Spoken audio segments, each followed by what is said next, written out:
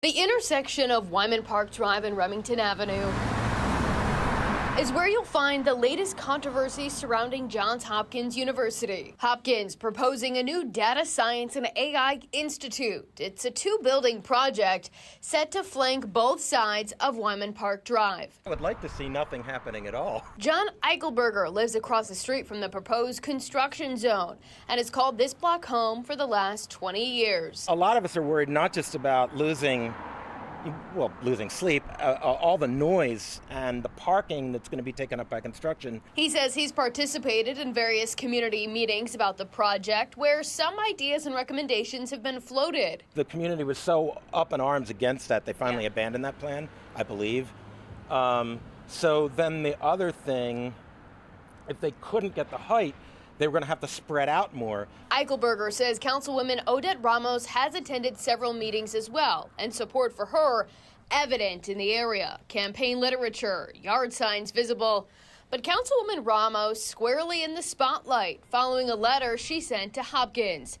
The letter was sent in April as discussions were happening between Ramos and Hopkins about the Data Science and AI Institute. Ramos includes a lengthy list of demands from the university, some connected to the project, like parking for construction workers. But other demands listed in the letter are not related to the project, like $20 million annually for the city's Affordable Housing Trust Fund over 5 years, $10 million invested into the Greenmount area in Waverly neighborhood, and $10 million for the city's land bank that has yet to be created.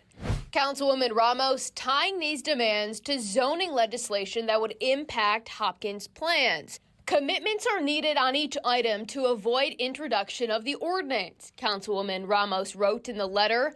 Hopkins slow to respond, and on May 7th, the councilwoman sent notice to Hopkins. She was moving forward with her bill. The plan has yet to get a committee hearing. We reached out to the councilwoman Friday for an interview to discuss her letter of demands. She didn't respond. However, Councilwoman Ramos told our media partners at the Baltimore Sun the letter was a starting point, adding, "I think what I wanted to do was make sure that all of this was taken very seriously." Hopkins did not respond to our request for comment Friday. The demands raising questions, but Ramos telling the Baltimore Sun she was community-driven in her requests, adding her motivations also stem from her feelings about the Hopkins City Hall partnership.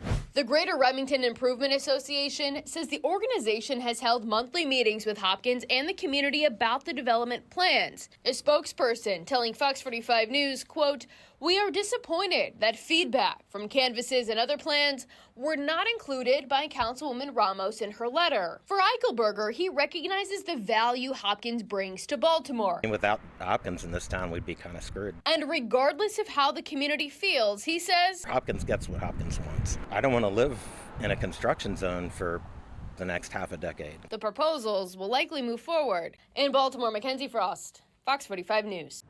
I'm Kai Jackson. Thank you for watching. Here's another video to watch. Also, please take a moment to subscribe to our channel.